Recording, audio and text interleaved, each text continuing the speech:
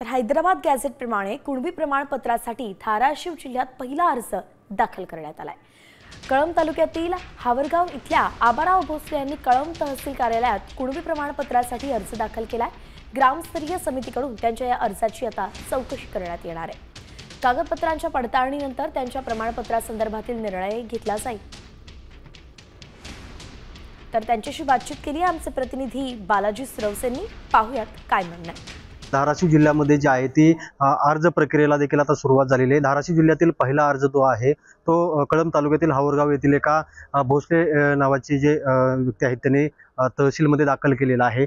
मला सांगा, आज तुम्ही अर्ज दाखल केलाय, काय पुरावे जोडले ना हैदराबाद गॅझेट लागू झाल्यानंतर तुम्ही अर्ज दाखल केला? हैदराबाद गॅझेट लागू झाल्यानंतर मी प्रथम तहसीलदार साहेबांना अर्ज दिला। त्याच्यानंतर त्यांनी सांगितलं होतं की प्रतिज्ञापत्र तुम्ही द्या, त्या गावचे रहिवासी आहेत म्हणून, तुमचे वडील आजोबा पणजोबा कोण असतील तेही 1967 पूर्वीचं मी शपथपत्रावर 100 रुपयाच्या स्टॅम्पवरती जोडलेलं पत्र दिलेलं आहे। त्याच्यानंतर माझी वंशाची वंशावळ जी आहे तेही शपथपत्र करून जोडलेलं आहे। त्याच्यानंतर माझ्याकडे 7/12 आहे, म्हणजे मी शेतकरी आहे, माझे पूर्वीपासूनचे सगळे कुटुंबातले शेतकरीच होते, तोही पुरावा मी जोडलेला आहे। त्याच्यानंतर लाईट बिल त्यांनी जोडायला सांगितलं होतं, ते लाईट बिल पण मी त्यांच्यासोबत जोडलेलं आहे।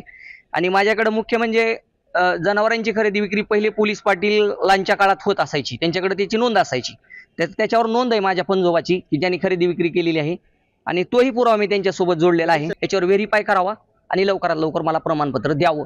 बालाजी सुरवसे, साम टीव्ही, धाराशिव।